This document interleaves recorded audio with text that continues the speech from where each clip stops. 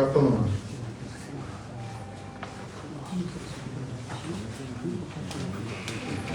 It's good to be back in the Charles Bawo conference room here at Ministry of Information.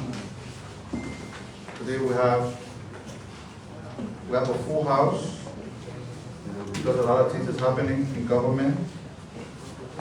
The Minister of Public Works, Hon.Roland Giddings, is here. You have Dr. Bawo, the Managing Director of Liberia Medical and Health Regulatory Authority, LMHRA. We are also expecting the Honorable Labor Minister. They are here to provide you updates from their respective entities, because as a government we do believe that a lot of things are happening that need to be talked about to inform the people, the public, about what the government is doing. Before the order here is that the Minister of Public Works will make a presentation, and he will be followed by the LMHRA and then the Labor Minister. And then we'll take your questions after we have concluded the presentation. So let me now make the following remarks on behalf of the government of Liberia.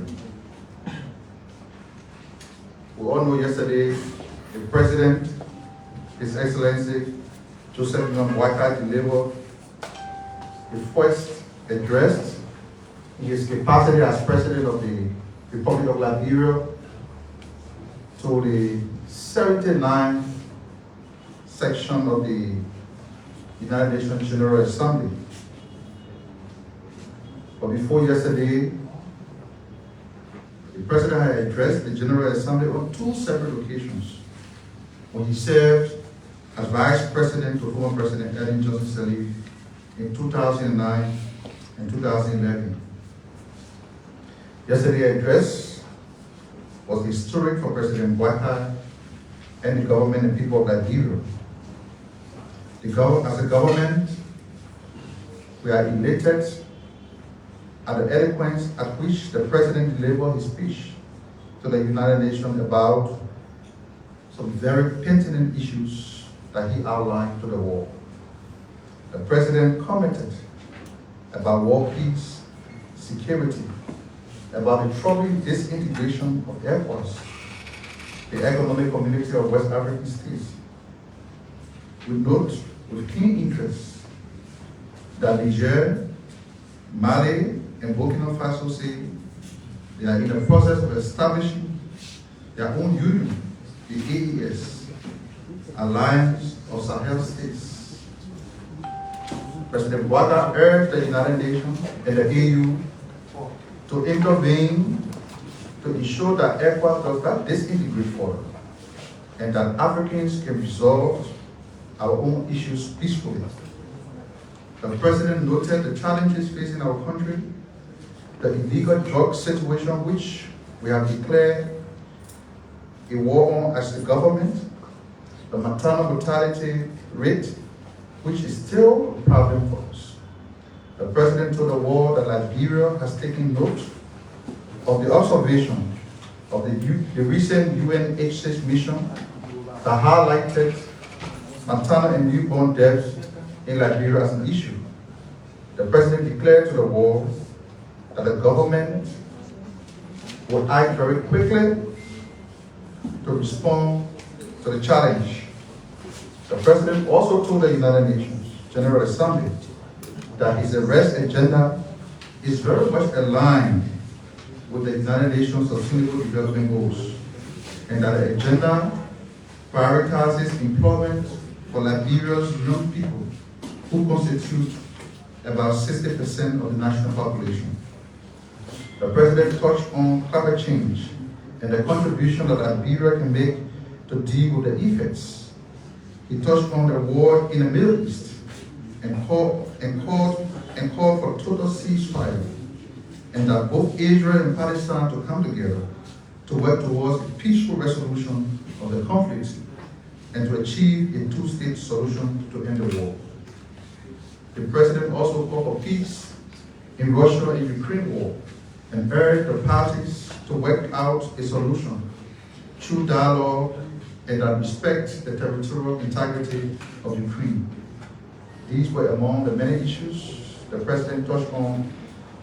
His full speech, members of the press, the President's full speech has been published on the official website of the Ministry of Information, Cultural Affairs and Tourism. The government of Liberia also, on the margin of the UN General Assembly, the government of Liberia has signed a 5-year master service agreement with a U.S. technology firm, Sabaston Institute of Technology, for a digital fast-track DFT program in Liberia. We are happy to report that the process to digitize Liberia, beginning with government services, has begun. On September 23, 2024, the government of Liberia signed this agreement to implement a digital fast-track program in Liberia over the next 5 years. Under this agreement, it is important to note, the firm will support Liberia's undersea connectivity and will upgrade Liberia's internet speed and capabilities. This connection will position Liberia as a regional digital hub. The firm will also build a scalable data center for Liberia to host government services. The firm will implement select digital government services to enhance citizens' interaction, streamline business process, and modernize public sector operations, including services such as e-visa, e-taxis, e-tourism, among others. The firm will ensure the security of online infrastructure that it will construct for Liberia. Under this agreement and put in place a national computer security incident response team to be able to deal with threats associated with cyber capabilities that they are building. It is important to indicate that Foreign Minister, Madam Cyril Besto-Yanti, signed on behalf of the government of Liberia in New York.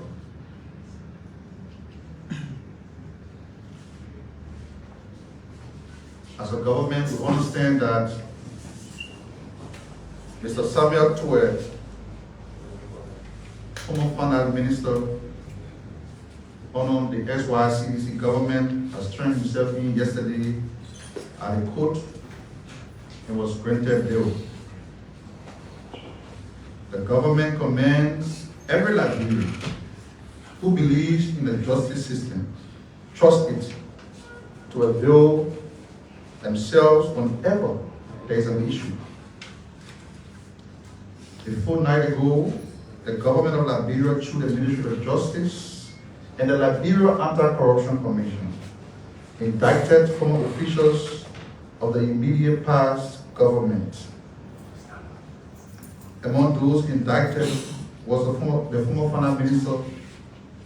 They faced charges including economic sabotage, criminal conspiracy, among others.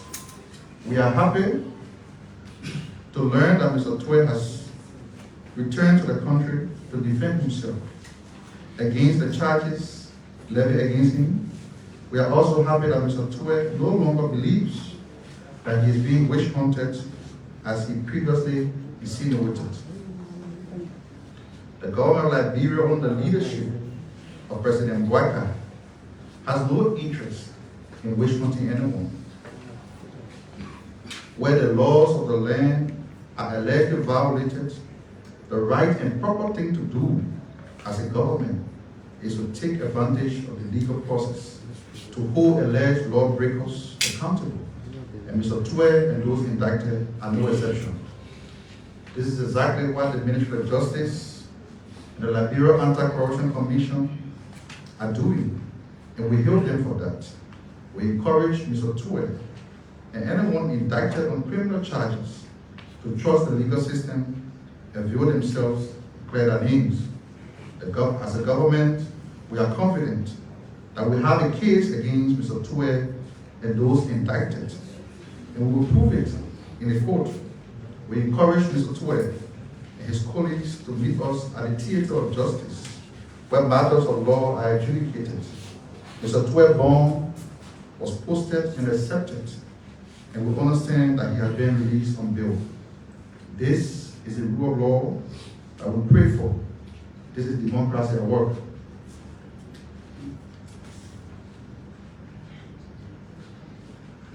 The government continues to welcome eye-opening comments from members of the clergy and the civil society, but notes that President Waka is wise enough to steer the ship in the direction in which he determines fate as a captain. We have been reading news headlines, and we see that the former president of the Liberia Council of Churches, the Reverend Kruah, appears to be, say that there are people who appear to be Jonah in the government of President Waka. He's urging the president to throw them out. As a government, we thank Reverend Brown for his continuous engagement on issues of national concern and encourage every Liberian to get involved. The president also followed these comments as they help us to see things that will be probably overlooked. However, we want to assure Bishop Brown and every Liberian that our president is competent, capable, and wise. And whenever he determines that a particular official is a Jonah, unquote, as Bishop Brown says, the president will act decisively. Until that time, the president has not made any determination. As of today, the president has explicit confidence in those he has appointed, and he believes they are doing the best they can to help deliver on the arrest agenda. Public comments and engagement are always welcome, and we thank Bishop Brown and every Liberian for remaining engaged with the government. The recent FOCA summit, where our president returned from in Asia, and you heard that there were a lot of commitment, memorandum of understanding, some term it as agreement, gentleman agreement, MOU. They are now beginning to yield results. One of several companies from China has signed one of those memorandum of understanding with the government to undertake investment in Liberia arriving in the country this week. The China National Complete Engineering Corporation, the CNCEC, signed an MOU for an initial $100 million investment portfolio to cover energy infrastructure development in Liberia. The group is in the country today. They paid a quality visit on MICAT yesterday to discuss their intentions for Liberia. The group plans to tackle the road construction between 12th Street in Single and Kersedi Boulevard on the Japan Freeway. Their initial investment portfolio also includes solar energy development, the modernization of the Ravos International Airport. We are grateful that the group has immediately followed up their pledge to our government, and they are here in the country to do their assessment.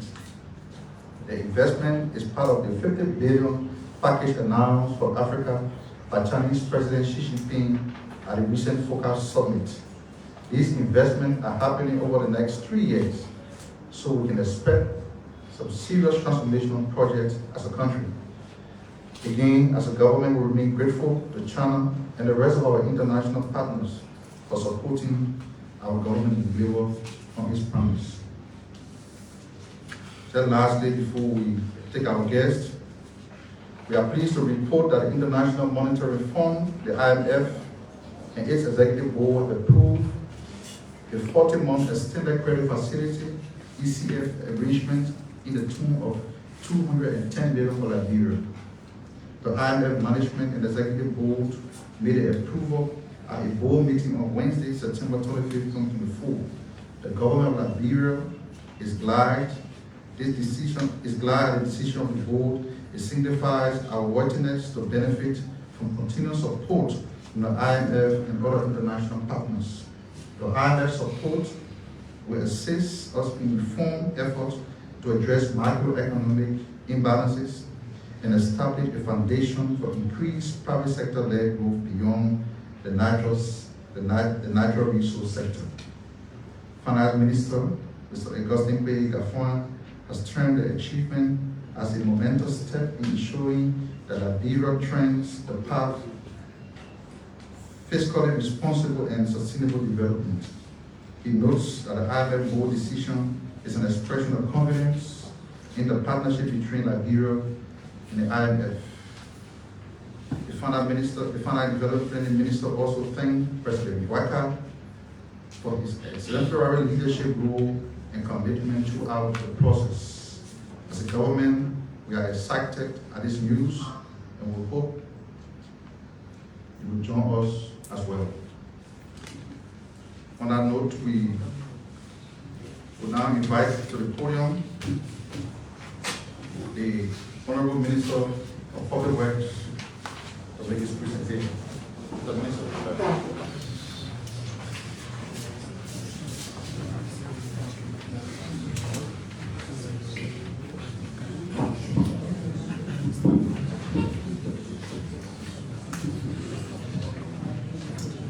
Good afternoon to everybody.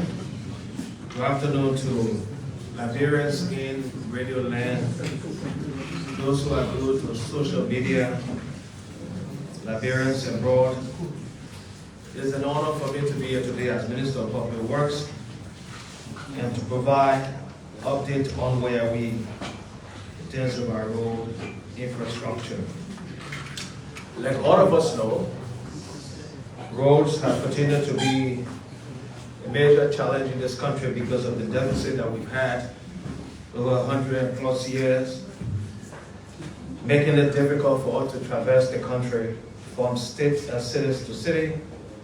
And that is why the government, over many years, even from Madam Salif leadership, had thought it made sense to prioritize road, because if you connect roads, you enhance agriculture, you enhance education, you enhance, of course, healthcare, you enhance the economic development, and just everything. Road serves as the vein that transports the blood to parts of the body. And so we are glad to be heading the Ministry of Public Works and here to continue with some of what started over many years. When the President took over in February, the 100-day project was a project in the road sector announced to be able to deal with the long-lasting situation where almost every rain season we have the roads cut off. Majority of our cities, especially in the southeast, northwest, central Liberia, are not connected to the capital and other major cities. And so we launched the 100-day deliverable. That covers 786 kilometers of roads, and that's from Broadway to Bopolu.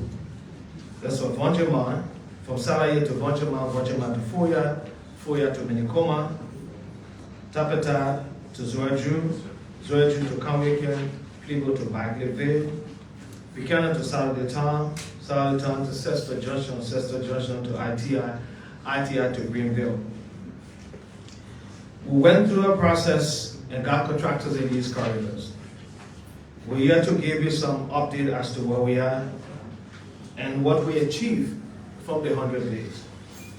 And I'm glad to say the 100-day project was not a perfect one, but was intended to begin the process to move our corridors that are not paved into the state where even during the rain season, our roads will be pliable. And I can safely say the prices of commodities now in some of the areas are even lower than 2 or 3 years ago. And I'll start with Broadway Bopolu. Today, you can drive from Broadway to Bopolu. Of course, there will be small challenges along the corridor, and it's that the contractors are still working. Some of the contractors are still installing culverts along that corridor. And so because of that, you will have some challenges. But you can drive into Bopolu City. And I think we are probably, even with the heavy rain this time, because of the situation that is all around in terms of climate change, And don't forget that Liberia hosts 40% of the forest in West Africa. It is obvious that we get a little over 5,000 milliliters of rain every year. And that can impact our corridors. But still, vehicles are going to Ogun City. Salary to Vonjama, not very excellent. We have some challenges in that corridor, but you can still go up to Vonjama. Vonjama to Foya Minikoma is only excellent. You can drive up to 60 kilometers per hour. We've had a team to come back from Vonjama up to Minikoma to the Guinea border. Salary to Vonjama, some challenges, but the contractors are staying there working. And that was what the project was designed to say, that even during the race season, we have equipment and the contractors will remain in these corridors, and that's happening in that corridor. Tapeta to Zoeju is excellent, was excellent, but when the heavy rain came, we started to have some challenges. However, the contractors are in that corridor working and trying to correct some of the abnormalities. Zoeju to Kariken is excellent. You can drive 60 to 70 kilometers per hour. Zoeju to Kariken. We do not have issue in that corridor. It's doing good. Plymouth to Bagleyville. Some challenges. There's a section that is golden beryllium that's operating in that corridor. We're having a serious problem with the trucks. And so there are some challenges in certain section of the corridor, like 50% of that. But a good portion into Bagleyville is doing good. We're happy that the rain season is subsiding now, and the intent is to try to look at some of the, I would say mistakes, but some of the issues we have in the corridor and create ways of stabilizing some of the soil. There are some technology that you use to stabilize certain section of the corridor that continue to perform in ways that are not okay. Some of the section will be like, we have clay, and we're trying now to see how we can use some technology to stabilize, use the same clay or soil to stabilize such section in the corridor. Buchanan to Saturday Town, beginning to work okay. We have some issue in our corridor, and I will say here to the people of Liberia, those in Radio Land, what we did with the 100 Day was to make sure we get work done. And if there was any contractor that did not meet up with the specification, we had to take some decision. And I want to announce to you today that Robust Construction Company, which was responsible for the first 30 kilometers from Buchanan to Sester Junction to Saturday Time, performance was unacceptable when we investigated the corridor, and our team went out there to see what they were doing. The equipment they had in the corridor before the rain was okay. During the rains, they were not. So some of the section was getting terrible. There were no capacity there to do the work they ought to do. We had to terminate the contract. So among the companies that worked during the 100 days, we've terminated one contract, and I can say to you, when there are places where companies are not performing as we expect, we go ahead and terminate the contracts. And once we do that, then you will buy Bush with Public Works. So that company contract was terminated. We wrote to PPCC and got no objection to proceed with the company Adams that was between Saturday Town and Sester Junction. And that company is currently intervening in the corridor to make it pliable as it should be based on the contract terms and conditions. ITI to Greenville, we still have some challenges along the corridor, but the company is there working to make sure the corridor remains pliable. So there may be vehicles that may get stuck somewhere along the way, but once the companies have the equipment in line, the companies will go ahead and remove vehicles. So I know you'll see some social media posts about cars getting stuck in the mud in some places. Very possible that will happen. But the companies are working in those corridors and helping vehicles to get removed from the stuck situation. And that happened because we all know when the races started in this country. The 100-day deliverable project started in April. And we ran with that to make sure we are able to at least get pliability to an extent. And I want to report that overall rating for the 100 days, we still have cars going into these places with some challenges not like 2-3 years ago. So we're going to continue during the dry season. During the dry season, these companies will continue to work in these corridors because the project, 10 of the contractors have a contract for 2 years. up to 2026. So the maintenance work continues during the rain. And I can commit to you, Liberians, that during the dry season, of course, we will have almost 5 to 6 months of dry, we hope so. There will be a lot of work done to ensure that the corridor becomes even more pliable to prepare for the next rainy season. And let me say thanks to all of those who supported what we did. It may seem as we took a risk as a government, but it was a risk worth taking.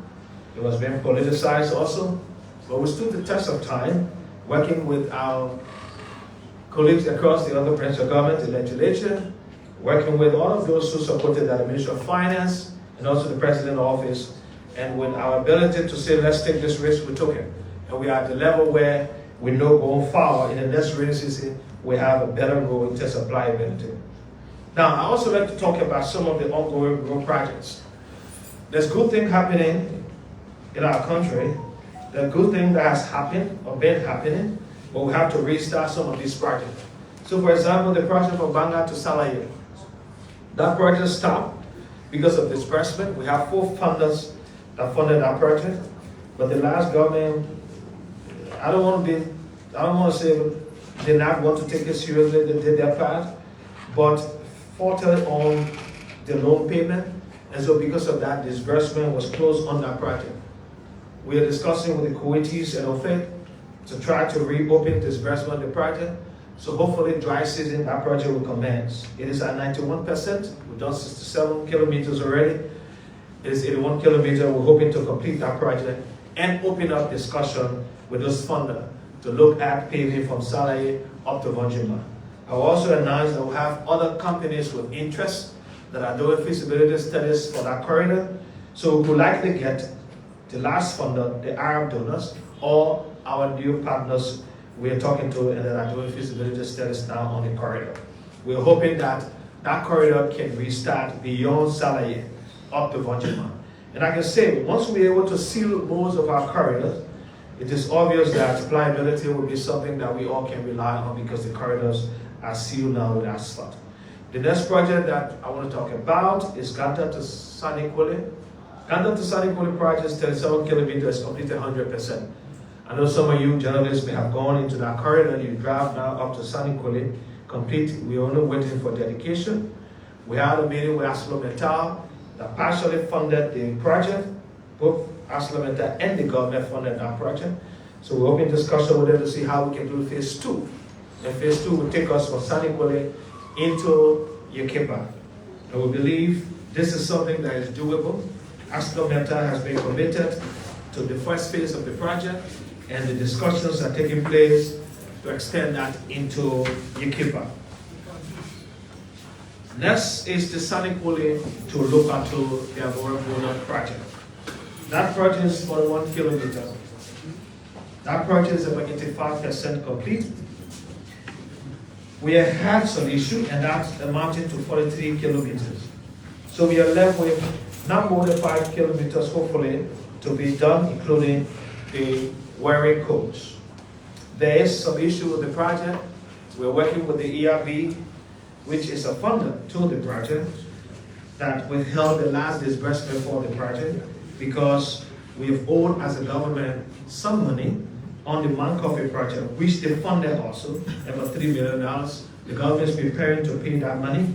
And there are some social issues in the project that's been addressed. We will have a team coming in town in October to conclude all of that, and hopefully by November, December, disbursement will take place so that the dry season we can complete the project. If anyone who has driven on that corridor from Sanikwale to Lokato, you know exactly what I'm talking about. And so there will be a time where you will drive up to that road border on asphalt road. Another thing that will happen, the border posts should have been built on the Avora side. They've asked us as a country to take over because they are not in a position to deal with the resettlement of the corridor. So we took responsibility as a government to have the border posts at the Lokato border between Liberia and Ivory Coast built on our side. That will also enhance, of course, the project. And that project will be completed, hopefully, before the next dry season, if we get the disbursement to take place as of November. Ganta to Saclipie, 39 kilometers. It's been paved, and I know some of you have driven on that corridor before. That corridor is about 53.3% complete. We need to work. We inherited an arrears of 5 million for both the contractor and the consultant on that project. We have been trying to raise money as a government to be able to take care of that. The contractor has insisted that they needed close to 75% of what they are owed to begin the project again. So the project shut down for almost a year and a half now because of the pavement. And so we are hoping that during the dry season, we're able to meet up with that pavement schedule so the project can restart. That's Cllr 1, the Southeastern Corridor Road Access Management Project. The first section is 39 kilometers. It's paid for by the government of Liberia. And the second section from Saclipie to Tapeta is paid for by the World Bank. So we don't want our corridor, which is just 39 kilometers, to not finish, and the World Bank corridor that they're paying for gets done, which is 61 kilometers. We're hoping that we can restart our project during the dry season. So Saclipie to Tapeta is ongoing. Pavement is about 50% complete. We're hoping that during the dry season, a lot will be done. We've done a good portion already with asphalt, and the project is ongoing without any stop because of the funding, the flow of the funding for that project. So dry season will see more work taking place. Tapeta to Toast Town. Now I'm talking about pavement. We've concluded the contract for this. We're supposed to do what you call biodiversity studies. You know, with the World Bank project, they require certain things that must be done, especially in certain corridor. The intent is that the project should not impact the environment, so that even those who live within the corridor, in the right of way, for example, we have to pay for route for them. Also, they also consider the natural habitat. So the biodiversity studies also look at that. If you have animals and, jokingly I say chimpanzee or other, they want to be sure that the project does not affect them in any terrible way. So the biodiversity study is done, and hopefully that project will get started by the end of the year. So that means, as a government, we already have funding to pay from Ganta up to Toast Town. It doesn't stop there. The World Bank also, to do what we call retrap, which is the second portion of that, for Toast Town to Zoeju. I've also provided funding for the project. Recently, the House of Representatives passed a financing agreement, and the Senate should do the same by concurring with that. And that will fund 85 kilometers of road from Toast Town to Zoeju and to the Ivorian border. So we're paving also to the Ivorian border from the Zoeju side. That project, right now, we are in the process of procurement to procure the contractor for physical work. The consultants, of course, are doing what they are to do in terms of the design. And once the procurement process is done, we set to wrap construction, physical work on that corridor will start sometime next year. I'm sure before the half of next year, we'll start physical work. So we can simply say that from Ganta to Zoeju, the government overall has secured funding to pave the corridor. So the issue of car getting stuck in the mud will be done with very soon, and you will remember that these things ever happened. I know as you drive from Monrovia to Ganta and enjoy what we do and drive from Monrovia to Buchanan, and don't imagine that once upon a time those roads were terrible, you'll soon experience that from Ganta to Zoeju. Also, from Zoeju to John Davis Town, which is 8.5 kilometers, currently detailed designs have been done so that we proceed into the process of review and hiring a contractor.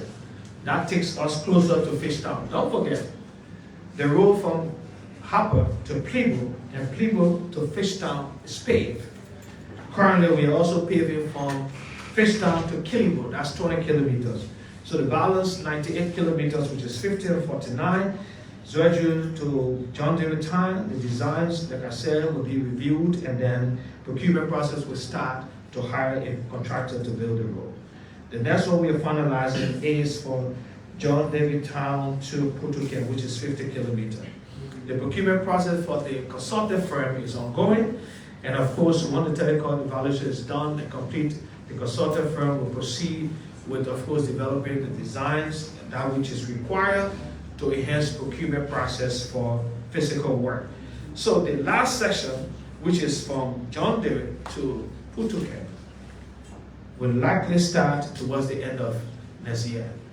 But I can simply say to Liberians in Radio Land, wherever you are, that by 2028, 2029, it's very likely that you will drive from Monrovia to Maryland County on asphalt road. And that is what we're talking about. We say connectivity to connect, of course, Monrovia to the southeast, to the central Liberia. Not forgetting that, the government also announced, the last government announced, previous government spoke about what you call the coastal highway. The coastal highway is the corridor from Buchanan to Cester Junction into Cester City to Greenville, Greenville to Bagleyville, Bagleyville to Plymouth. And it is good to say that the coastal highway project has started from Bagleyville. So we're moving from Bagleyville into Cester City, into Sastown to Cloney, and that is towards the Greenville. It's about 96 kilometers. This has been financed by the Indian Exim Bank, and currently we are in the procurement process to get a contractor to do physical work. We also do what we call the ESIA, and we'll be doing rock pavement to make sure the corridor is ready. The contractor could likely commence work during the dry season. It could be doing this year, it could be doing next year, first quarter. So work will start from Bagleyville to Sastown up to Cloney. And of course the next phase will go. So the pavement is done for the first 50 kilometers. We all know the RIA project, when we took over the ministry, that project to an extent was a little stalled. We had to work with the contractors and the consultant to reorder the project. And I can simply say to you, like you all can see because you're in Monrovia, over the last 5 to 6 months, that project has fast advanced. And we are glad to say the project is doing okay. We are at the stage where during the dry season, more works will be done. The only bridge on that corridor, which is the jump bridge, seems to be constructed. Construction should start during the dry season. And we are hoping that that project will likely finish in the next 1.5 to 2 years. The RIA project is doing okay as far as we know. LY Johnson took over the factory. That project is ended, completed 100%. We're looking now to see how we can do the dedication during the dry season. Now, let's look at the city streets. I know there are a lot of issues about potholes everywhere in the city. And those of you who are in the Broadway area, coming to town, we want to apologize on your behalf of the government of Liberia for what you are experiencing. But I will say this, that corridor was abandoned for almost 6 years without any maintenance. That is why it is like what it is. The corridor has deteriorated so badly that, you have to have a whole dry season to be able to do some work. And we have to just intervene using aggregates to put in the hole, close up the holes, and to just keep it as is. So I want to apologize. A few days we've been doing some work in our corridor. The drainage system in our corridor has not been cleaned for the last 6 years, I will say to you, because we started cleaning before the rains actually came heavily, and the dirt that we took from in the different drainage system that was unimaginable. But we have a plan to do serious work during this dry season. However, the Japanese is supposed to be doing from Gabriel Tucker Bridge to Freeport. That road will be elevated. It will be designed as you see the Japan Freeway. There's conversation to also see whether they will extend beyond Freeport to St. Paul Bridge. Not finalized yet, but we're going to persuade that. But what we know we have is the commitment to do from Gabriel Tucker Bridge to Freeport. The designs have been finalized. It was sent to the ministry for review very soon. That project with all of the arrangement could likely start towards mid next year, towards the end. So what do we do before that? We have a procurement process taking place now to get a contractor company that will stabilize that corridor from Gabriel Tucker Bridge to Freeport. But then what happened from Freeport to St. Paul Bridge? Freeport to St. Paul Bridge, there is a current contract with MDMC, a Liberian company, that has the capability of doing asphalt road. That company is committed to do the work during the dry season. The reason why they could not start during the last season, we had to look at the contract because there was a request for an addendum, which we reviewed and found it wasn't necessary. Let's stick to the original contract. Then the rains came and they could not do any work because asphalt work cannot be done during the rain season. So we're going to get that done during the dry season. We'll do all we can. We are committing that we'll work overtime, make sure we get the money available. We talk to the Ministry of Finance, the money required to get this work done. We're hoping that we have it in time so we can utilize the dry season to get these corridor pliable, so that at least we can relieve our people of the kind of suffering that they go through. So the corridor will be dealt with during the dry season. Everywhere where you see potholes, the Mobile Town corridor, the bypass, that leave from the beer factory. We're also going to be looking at the, of course, the SKD Boulevard, Compton Back Road. Everywhere where you see potholes, even in Central Monrovia and other places, we have companies that are going through the procurement process now will be doing work. So I can safely say to you that during the dry season, you'll see a lot of work taking place within the city limits and also across the country. That is what we will do to ensure that we bring roads to our people. We also got this commitment from the Chinese government. That started since 2015-2016 to build 2 overhead bridges, that is interchanges. And that will be the first of its kind in our country to help to relieve the traffic as an interchange will be built at the ministerial complex and at the SKD Boulevard. So I can safely say to you, by November, we start to do demolition along those corridors within the limits of the ministerial complex and also the SKD Boulevard. By the 1st of November, we will start demolition to prepare the site for construction of the 2 interchanges, which will connect to the Compton Back Road from both sides, from the SKD Boulevard and also from the side of the ministerial complex to alleviate the traffic. So that will create a situation where if you're coming from Congo Town, Fort of Painesville, and you don't want to stop to the ministerial complex, you just fly over the ministerial complex, coming down anywhere around maybe the zone 3, and then you're on your way to town. Those who want to go to the ministerial complex will do the same, come down back road. So it's an interchange. We have the prototype of it when the construction starts, so you can see exactly what we're talking about. But we are happy that the People's Republic of China has given that to the government of Liberia as a gift. It is not a loan, it's a grant. Construction should start in February of next year. We have in 2 weeks a team of engineers from China should be visiting Liberia and the Ministry of Public Works for us to begin the groundwork for the construction of the overhead.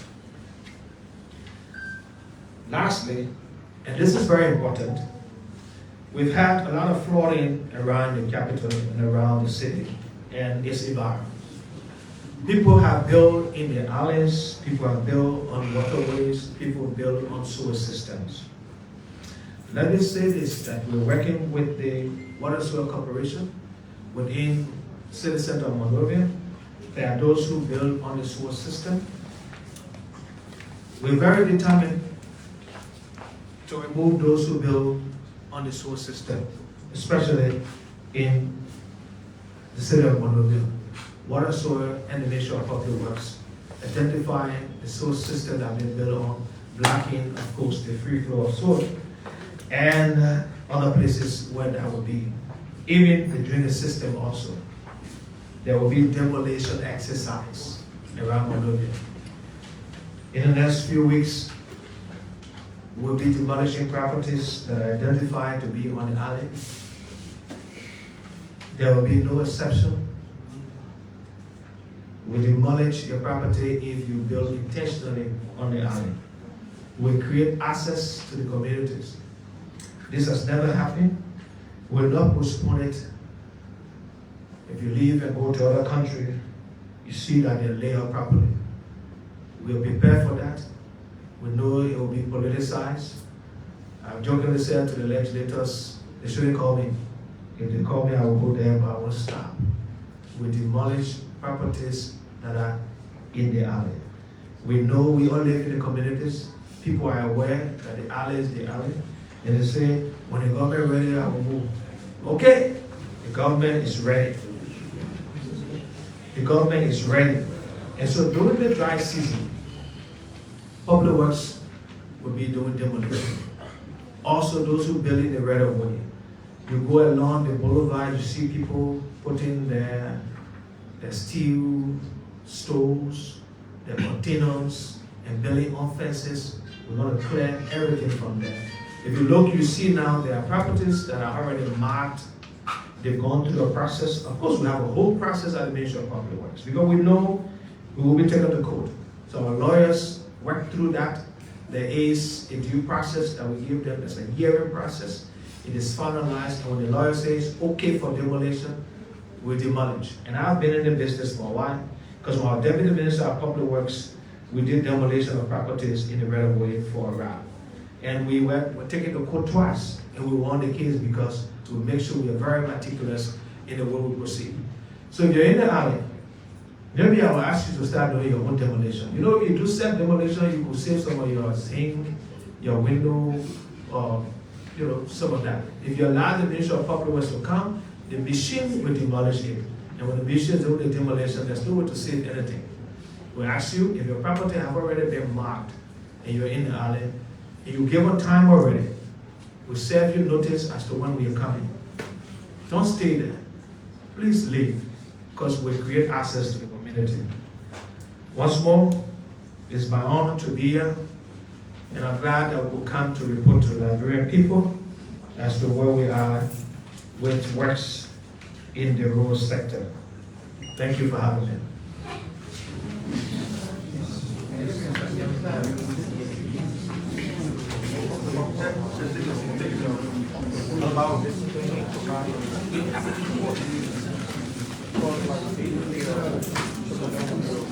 People can reach me, right?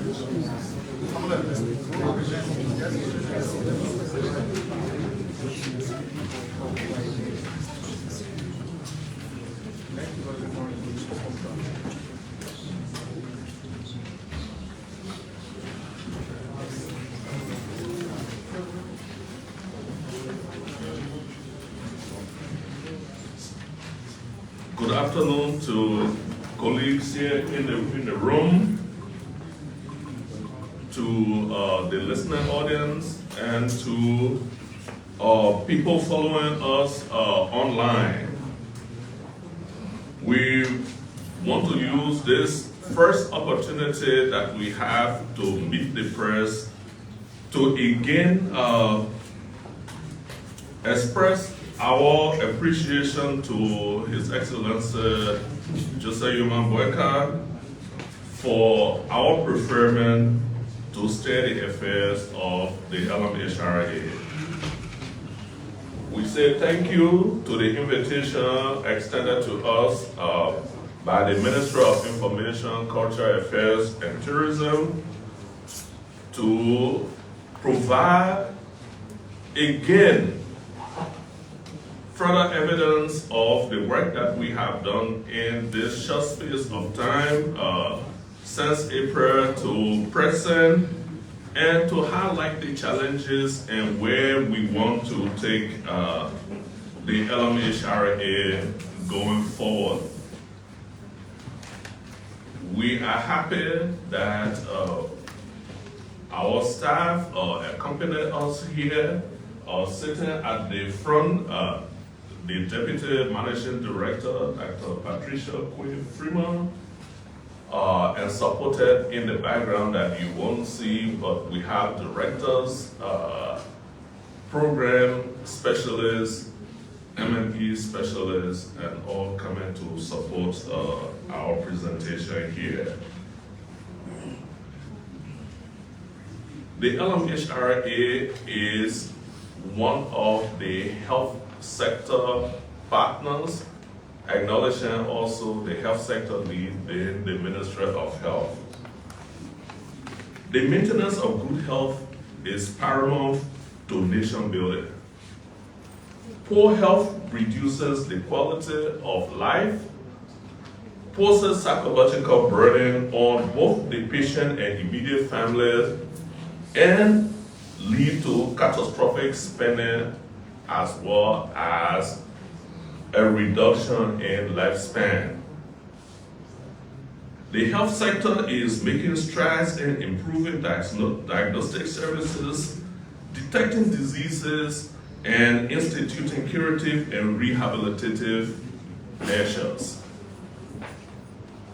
Protection of the health of the population is, however, not restricted to diagnosing and treating diseases.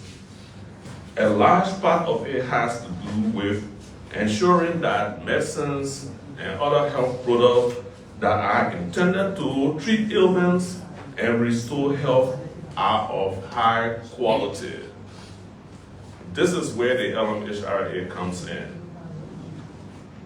Ladies and gentlemen, listening audience, those that are online, I will give to you a few scenarios that you may or may not be familiar with. 2 years ago, a cough syrup was withdrawn from circulation in the Gambia following the death of 70 children.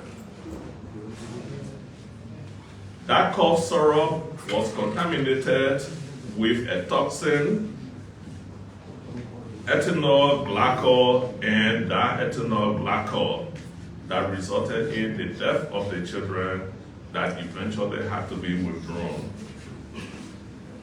The World Health Organization routinely sends out alerts to countries about fake and substandard medication that countries will have to be on the watch out for. Many of us here may have gone to health facilities and have been diagnosed for maybe malaria or so, but you found out despite the fact that you stuck to the treatment regimen, you took the treatment for the allocated number of days and times per day, you just cannot get well. You have to go back, what we call revisit. In recent time, the percentage of revisit versus initial diagnosis has gotten high. Close to 35% revisit for primary diagnosis where patients don't get well. How many of us here can say with certainty that the daily medication that we are taking for some chronic infection, disease, such or conditions such as high blood pressure or diabetes is the exact strength that we see on the package? We have a situation, an alarming situation that we need to address. How many of us don't know of some lady, and in many instances, gentlemen, that have had skin bleaching accident? The LMHRA has to deal with the quality, the safety, and efficacy of medicine and health products that come into the country. We want to provide a PowerPoint presentation from where the mandate of the LMHRA is, the gains that we have made in this short period of time, challenges, and where we want to take the authority in the future. The LMHRA was established by an act of legislation in just 2010. Its sole mandate is to ensure that only safe, efficacious, high quality medicine and health products are in circulation in the country. And we do this by a number of means. Protecting the populace from the effect of harmful and substandard false medication, ensuring that there is fair practice in medicine and health products, promulgating regulation that will fight illegal trade, properly disposing of expired, illegal, and counterfeit medicines and health products, as well as facilitating necessary research and development, promoting pharmacovigilance, and disseminating timely drug information. Our definition of health product is wide-ranging. It isn't restricted to only tablet and capsule formulation. We work with herbal and homeopathic medicines, biological blood products, veterinary medicines, medical devices, narcotics, and cosmetics, as I mentioned earlier. We all are familiar with these noteworthy news items that occurred. 2020 LRA confiscating medicines and handing them over to the LMHRA. Below, you see a guest from the international community discussing with the president about the harmful effect of counterfeit, expired, and substandard medicines, and so forth. So what have we achieved over the past 5 months of our stewardship? LMHRA is no exception to situations that the current government met with respect to the internal harmony within agencies. We have managed as our first call of duty to de-escalate tension that have been in the entity, foster inclusiveness, and try to re-establish a work culture at the LMHRA.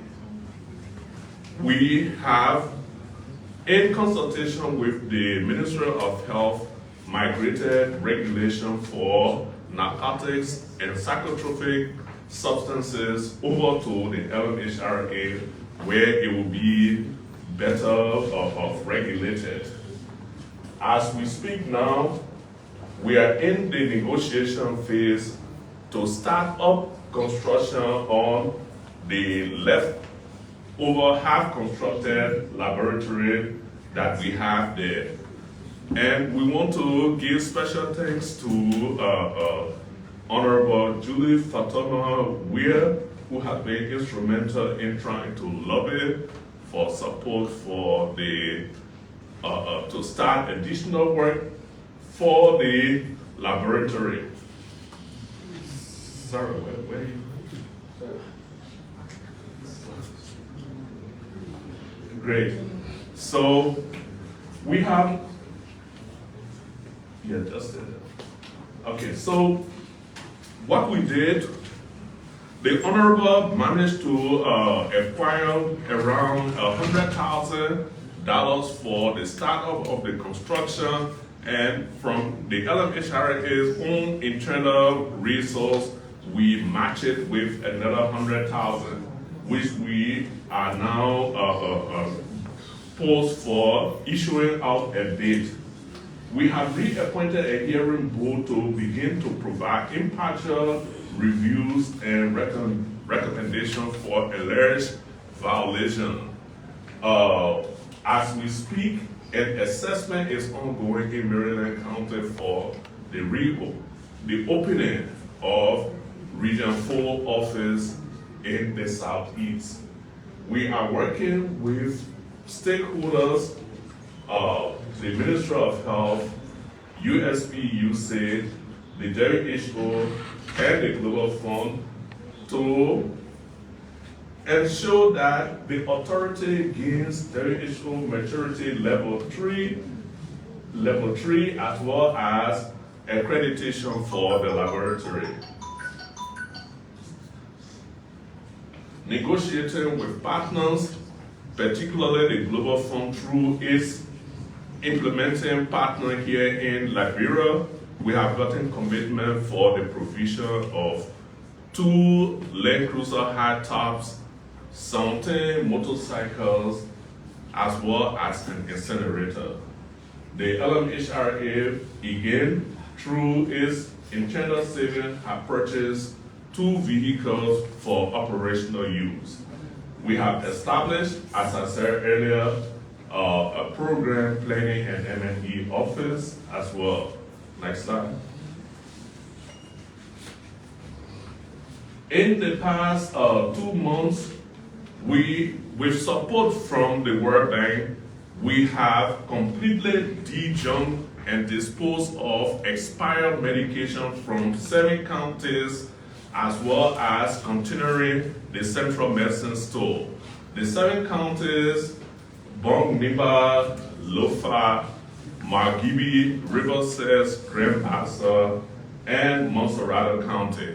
We managed to pool and incinerate around 350 metric tons of expiry from those counties.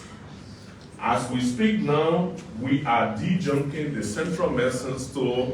We have taken out 57 metric tons. Anyone going to the JFK Medical Center and the Redemption Hospital will know that expiries that have been at those facilities for the past 10 years are no more. Next slide. We're just showing you some of the services that we provided just in a quarter 2. We issued out import permits as well as registering medicines. The numbers are there. Let's go to the next slide. Our lab is testing pre-market surveillance before commodities go into circulation. We send samples to the lab for testing. We also do post-market surveillance where those commodities in circulation in pharmacies and in health facilities, we go and do random spot check, take samples from there and send to the lab as part of our own way of continuing to protect the health of the Liberian people. Next. We did some product recall. There are products that are in circulation that were registered, and after further review, we thought that they were not safe, they were not efficacious, and we issued recall. You see 2 of those packages there on the screen. Next. Because we have to register and issue licenses for product, after testing, a number of commodities will be issued input clearances, but on testing, they are deemed unfit and we do not approve them. So you will see in this quarter, the period under review, we did not approve a number of products. Nice. Okay, so we continue to have huge quantity of expired products. These ones that you see here are mainly from the southeast counties that we have not yet visited, but have intention of dejunking. Next. Some of the major contributor of expiry is the lack of adherence to donation regulation. Nowadays, and this may touch a sore spot with many persons, we have politicians, lawmakers, philanthropists, everyone going out of the country, and the first thing they do, they try to get donation to come and bring to the country, given to their affiliates, constituents, and so forth to win brownie points. We have donation regulation. We appreciate if people will come and get those regulations from us as they go out aspiring and collecting donations. Next. Street drug peddling is still a major issue. Next. Now we are on challenges. We just spoke of the street drug peddling, the inadequate space at the laboratory to perform the range of tests that we can safely say we are protecting the Liberian people based on evidence is still lacking given the inadequate laboratory space and also the fact that we do not have the quality and quantity of diagnostics instruments. Next.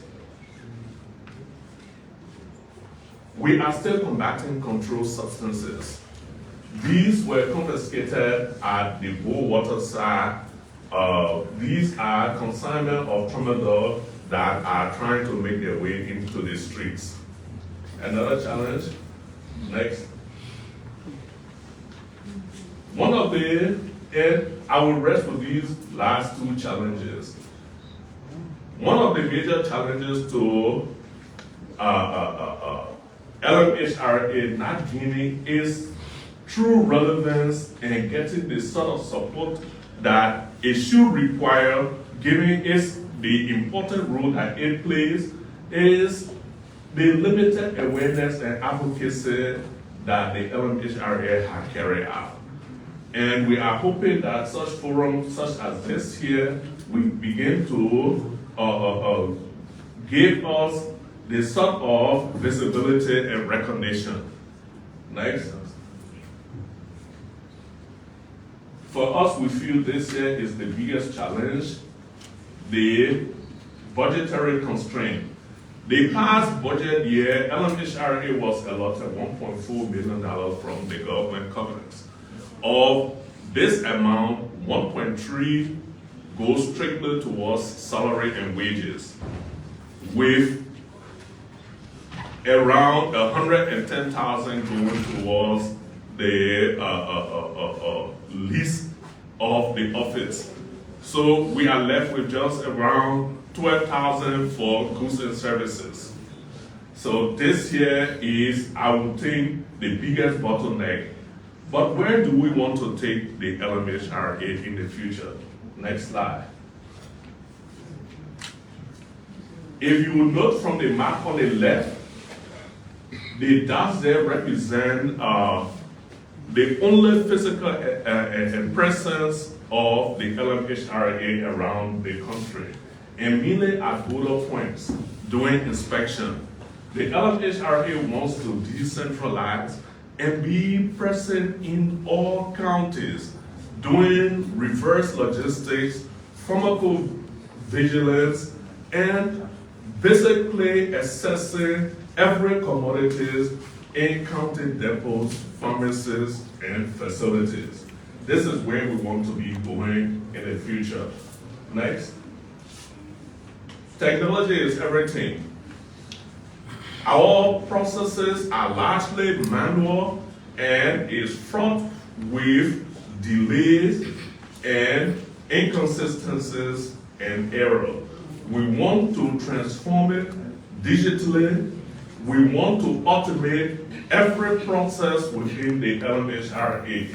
If you see there are 3 different processes that we are thinking on automating within the next 6 months. The laboratory information management system, the regulatory information system, and the track and trace, which is the bedrock for tracking and protecting commodities within the system. Next. We want to transition the huge consignment of pharmaceutical waste that we have been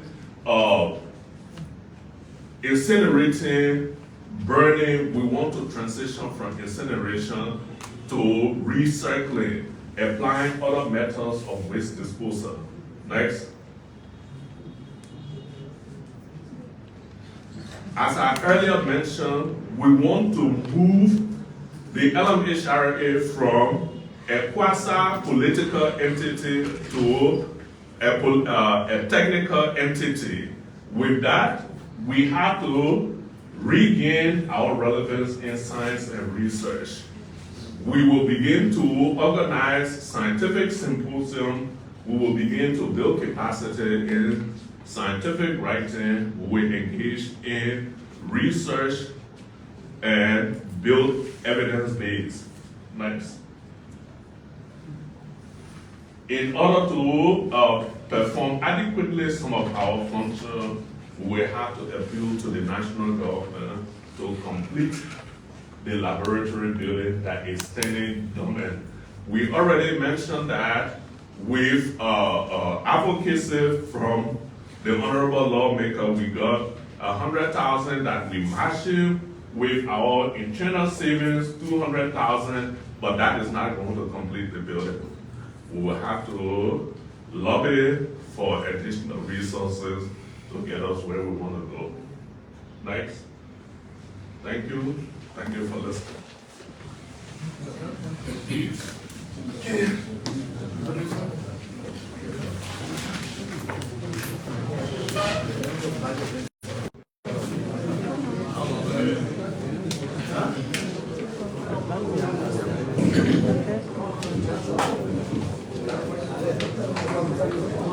Have it quiet, please. Ministers and deputy ministers, the president, members of the press, ladies and gentlemen, if you have been following development at the Ministry of Labor, you must have heard that the ministry or the minister is making a tour of concession areas. Started that tour from the Bee Mountain. We covered the Western Cross. The focus of our tour is basically to look at the working conditions of Liberians. We try to look at equal work for equal pay. We want to also look at opportunities for Liberians in these concession areas. So we have had fairly good information from the two areas we visited. I will touch a little bit on Bee Mountain because there are state documents that they are supposed to provide us, which have the promise to do that today, tomorrow. We want to give all of them a fair chance to make sure that all of the concerns that we raised, there are supporting documents before we can speak to them. But let me take for example the Beer Mountain. Beer Mountain is a gold mining entity in Grand Cape Mount County. They do basically underground mining, where they go deep down underground to extract gold. And there are vehicles that drive underground to bring the material on shore. And one of the drivers told me, look, to drive into the place where we get material from, you will go 30 minutes driving and then 30 minutes come. So it takes like an hour to go in and come back. The truck that they use for that pipe, they call it man truck. The man trucks presently has a number of few Liberian drivers and more Turkish and Zambia drivers. We noticed that the total number of man trucks that they have 60 man trucks. and they have only like 15 Liberians driving those trucks, and the rest are driven by Turkish and Zambian. Not only that, but we noticed that the Liberian mine drivers are paid $650 a month.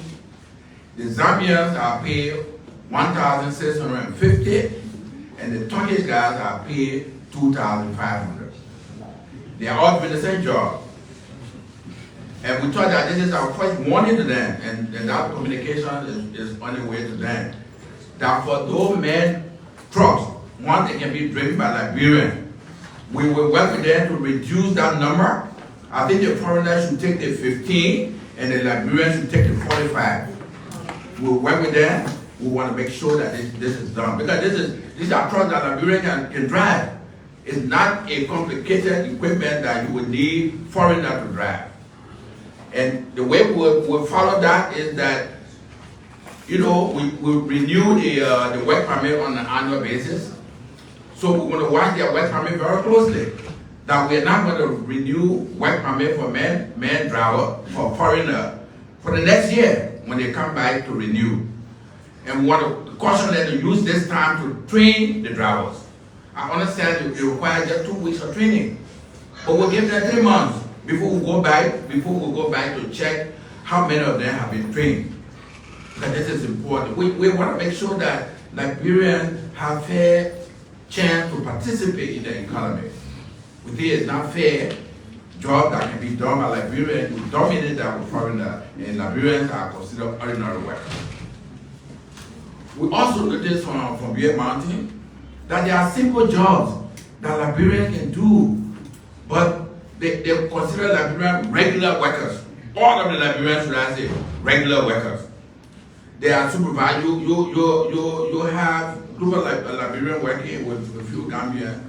They are simple jobs like supervisor, foreman, an electrician.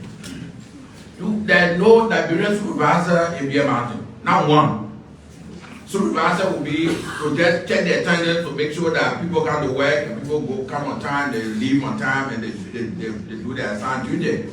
Why would that be so impossible for Liberians to do? And there are also a lot of young fellows, smart fellows, who are capable of doing these jobs. We've appealed to them to look at that very critically. Those are simple jobs. If after operating in Liberia for 10 years, then you say Liberian cannot be supervisor. So again, we talk to them, we engage in them, the conversations are ongoing, but at the end of the day, we want to make sure that these results come up. It will be in the interest of their own operation. Number one, if you say, okay, you hire Liberia for man truck, you want to pay that $1,650, yeah, as a start, we accept that. We accept that. If you have fewer Turkish guys driving, you pay them $2,500, but you have more Liberians making $1,650, that will be a boost to the economic power they will have in that sector. So these are things that we are looking at. Our emphasis, like I said, will be working conditions for Liberians, the opportunities for Liberians to work in their own, participate actively in their own economy. That's what we did in the Beer Mountain. But the reports, we said, collecting additional information.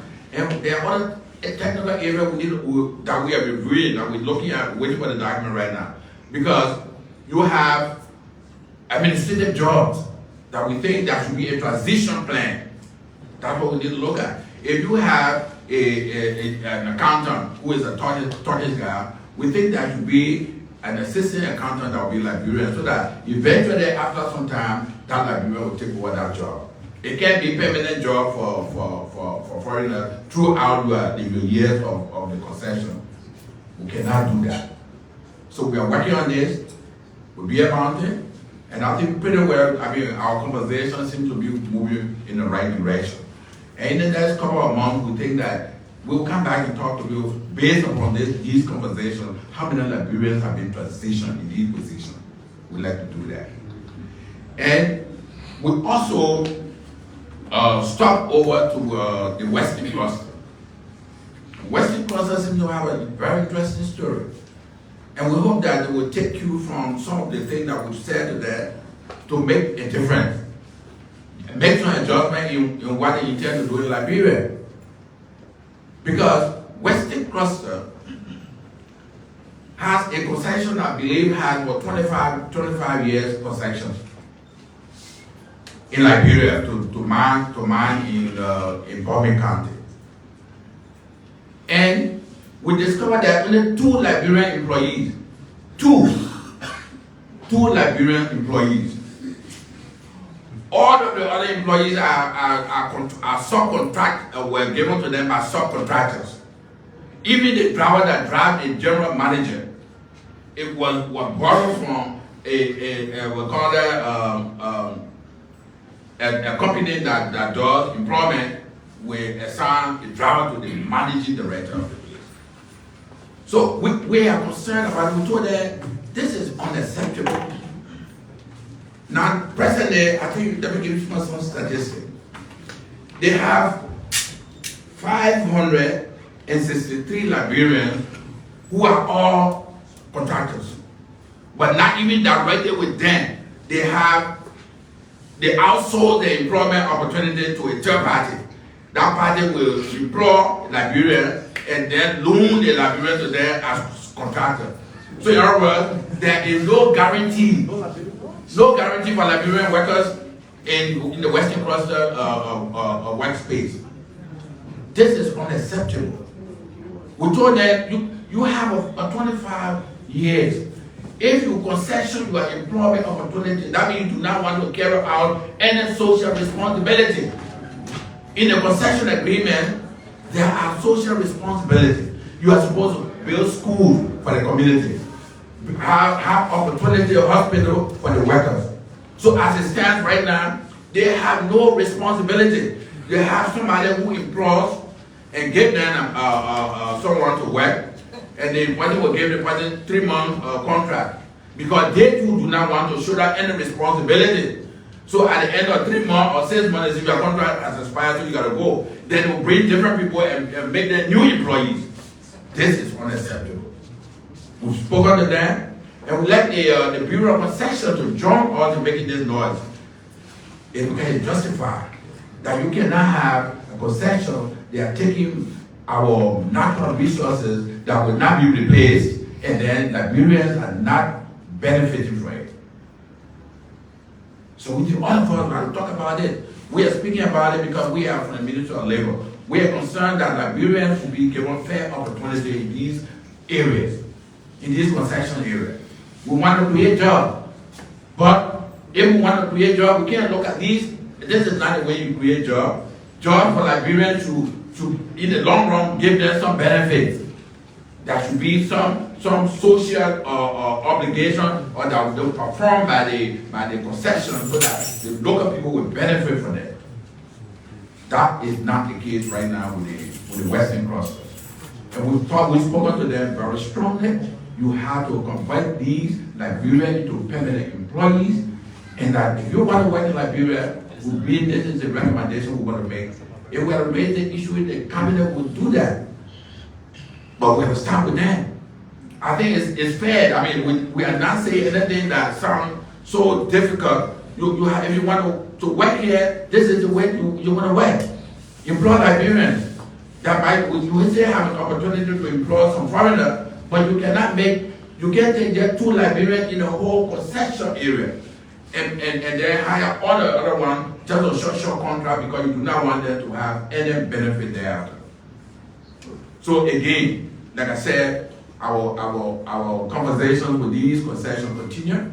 We are going in the next day or 2. We'll be in Bawo. There are about a couple of companies that are operating in Bawo. We'll be looking at the outgoing problem too. We want to believe that at the end of this tour, we want to increase. We'll be able to give you statistics as to how many jobs we are able to create as a result of this presentation. We're doing that. We have, along with our Assistant Minister for Statistics, and he is taking every data that we need so that at the end of the day we want to check, and then have after our assessment tour, we will have a small team that will go by to just check on those recommendations we are making to see whether they are in compliance. If they are not in compliance, we take this at another level. But we think they should listen to us because we think this is a fair decision that we are making. It's in the interest of our people, and they should comply. We encourage them to comply because this is important. So I want to, because we have not covered everything, I don't want to go beyond this, but a few of the information, we thought it was important to share this with the public, and that, especially for our press. And it's important that these are programs that the government has. This is in the interest of the arrest agenda. That's what we're working on. And we elect the president to join us, but we don't talk about these things. Those are ills of society. When you have concession in your country, they decide to employ just put people on short contract because they do not want to take any social responsibility in the area of their concession. This is very, very important. We can talk about it, and we will show, we will give our words here that we will follow up on these things. We're not going to just talk about it and leave, okay? But I'd like to just close my presentation with some of the I don't want to respond directly per se, but there was OKFM station today. They have carried out some talk show to say that we are trying to overturn some union election that were held at the APM terminal. Those information are not correct. I think we do quasi-judicial function at the Ministry of Labor. For example, we have a division called Labor Standard. If there is an unfair labor treatment against any workers from the private sector, you come to us, we have those people to investigate. Decision they make is appealable to the labor court, and from there is appealable also to the Supreme Court. So it is the same thing that with the union organization. When they have problems, when they had an election, and one of the parties filed a complaint that people participated in the election who were not supposed to participate. That matter was heard by the Assistant Minister for Trade Union Affairs, and the same party was not satisfied. They appealed to the office of the minister. But that matter has not been heard. We have not sat on the matter. Yet somebody want to raise it and say we want to just overturn. No, we do not. We as a lawyer, one thing we want to do is to give people opportunity to be heard. Due process is very essential. So the information to the public today wasn't fair. But again, we look forward to our continuous engagement with the press. We're always available. I want to thank the Ministry of Information. I think the exercise of coming here on a weekly basis to inform the public is very important. And because sometimes people make a lot of assumptions.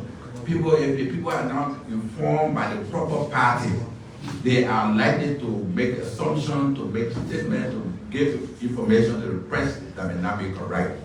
So we look forward to our continual cooperation with the ministry and also with the press. Thank you very much.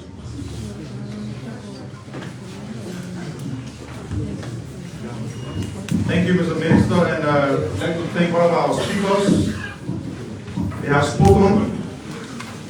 You now have the opportunity to ask your questions.